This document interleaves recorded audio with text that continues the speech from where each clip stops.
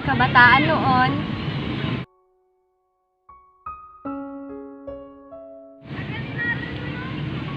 kabataan ngayon.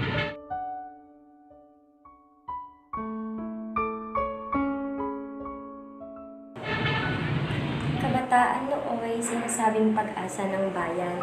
Ngayon, pag-asa pa nga ba tayo ng ating bayan? Kabilang na tayong lahat sa modernong sistema ng panahon kung saan teknolohiya na ang batayan, kung saan mapapatanong ka na lang kung pag-asa pa nga ba ng bayan ang mga kabataan, parang noon lang, masaya pa silang naglilibang sa bakuran ng kanilang tahanan, walang pakialam sa kapaligiran, sa halip, payagan lang na makapaglaro, abot langit na ang kaligayahan. Nooy, mga kabataan, masayang naglalaro sa lansangan kung saan ngayon magtatakat mapapatanong na lamang kung pag-asa pa nga ba ng bayan ang mga kabataan na parang walang pakialam. Walang pakialam sa mga kaganapan, mga pangyayaring hindi makakatulong sa bayan, hindi magpapaunlad sa kinabukasan. Ngayon, di na uso ang piko, tagu-taguan, patintero, habol-habulan sapagkat umaga pa lang, kachat na agad ang pinagkakaabalahan. Abala ka ka-Facebook, nakikipagsabayan sa mga kasalukuyang kaganapan, mga pormahang hindi maintindihan, di wow, share mo lang sana all. At paano mo nasabi mga walang kwentang linyang lagi na lang sinasabi? Puro mura, mukhang bibig pero sa recitation wala kang maririnig. Halos wala nang saplot kung makapag-post, dumami lang ang followers. Pero pag titignan mo ang grado, mas mataas pa sa likers.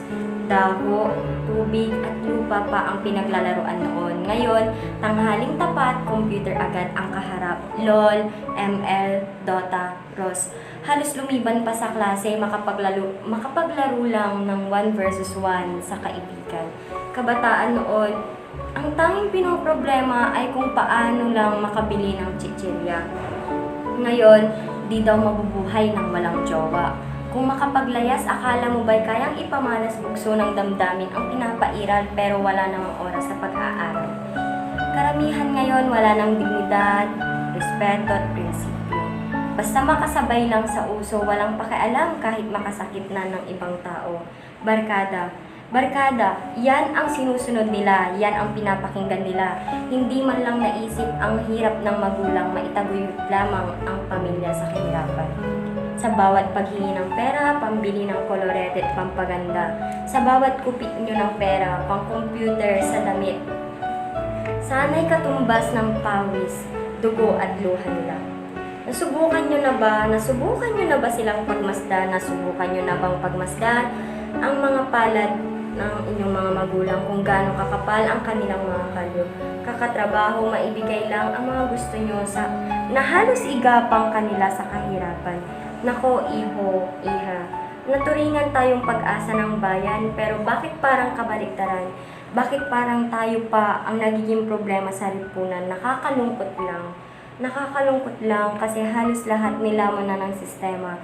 Pero teka, baka kasi ikay natataman at isipin na masyado na akong naglilinis-linisan. Pasensya na, di naman kasi hamak na mas masaya mamuhay sa isang makaluma, ngunit simpleng sistema na ngayon malaki na ang pinagkaiba dahil lamang sa makabagong teknolohiya.